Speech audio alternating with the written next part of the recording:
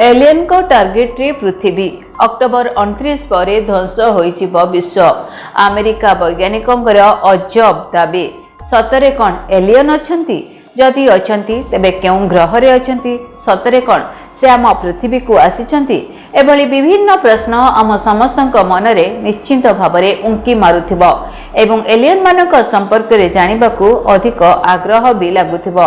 वर्तमान एलियन उपरे अनेक वैज्ञानिक अनुसंधान करिसेंती एवं अनेक तथ्य मध्य सामना को आसीची। कहा जाउची एलियन पृथ्वी उपरे नजर रखुचंती। केउं ग्रह रे थाई पृथ्वी उपरे नजर रखुचंती एही एलियन माने। तेरे दर्शक बंधु आपण मानकू यह सुनिबाकू निश्चिंत अजब लागु थाई पारे, किंतु आभि लोएब यह दाबी करिसेंती जदि आपण अक्टोबर 29 पूर्व भाकेशन ने जीवाकू चाहूचंती किंबा मजा करिबाकू चाहूचंती ताहले करि दियंतु।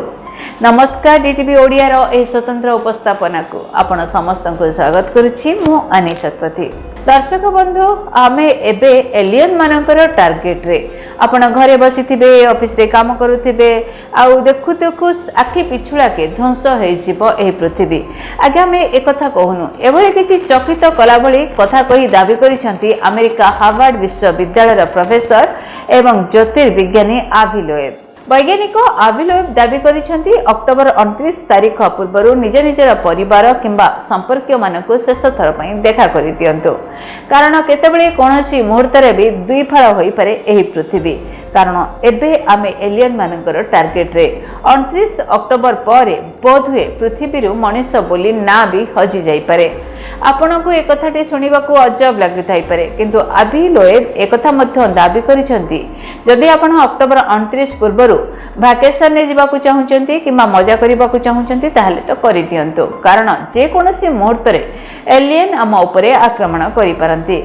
वैज्ञानिक मानकर एही चांचल्यकर दाबी सारा विश्व रे चहल सृष्टि करिछि।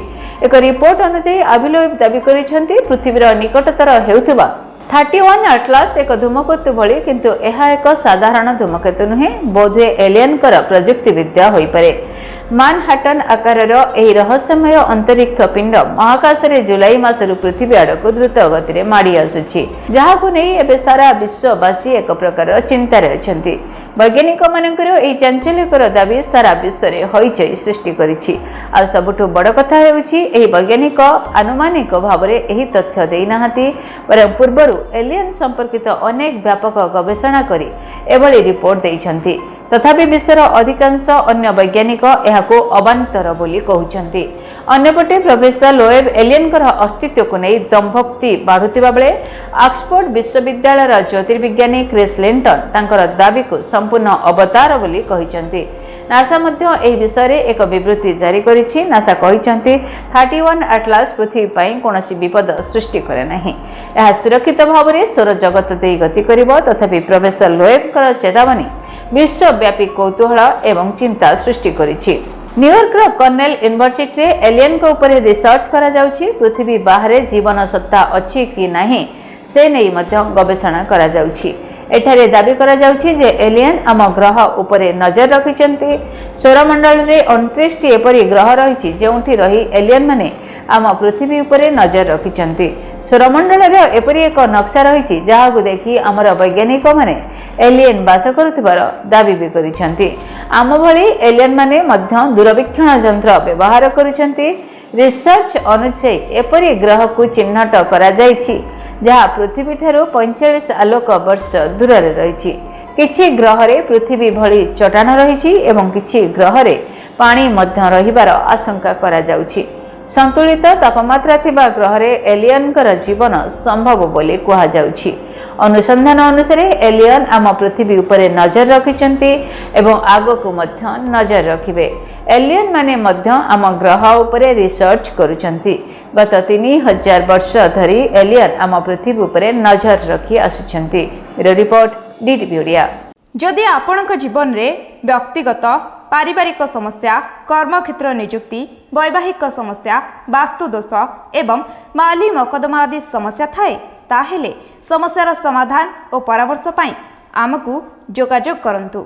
ज्योतिर्विद doctor Bhabani Shankar Mahapatra, Budheswari colony, plot number 26, Bhubaneswar. Phone number 977688 9439443924 9439444924 आमर वेबसाइट www.srijagannathastro.com।